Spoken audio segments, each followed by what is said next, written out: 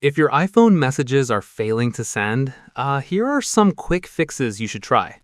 First, check your internet connection. Make sure your cellular data or Wi-Fi is stable and your phone is not in airplane mode. If the issue continues, close the Messages app completely and reopen it, then try sending the message again.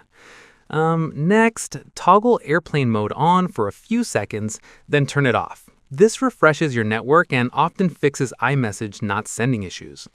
Still not working? Go to Settings, open Messages, and make sure iMessage is turned on. If the problem persists, reset your network settings. Go to Settings, General, Transfer or Reset iPhone, Reset Network Settings. Also, check for any iOS updates by going to Settings, General, Software Update, and Install if available. Finally, restart your iPhone and try sending the message again.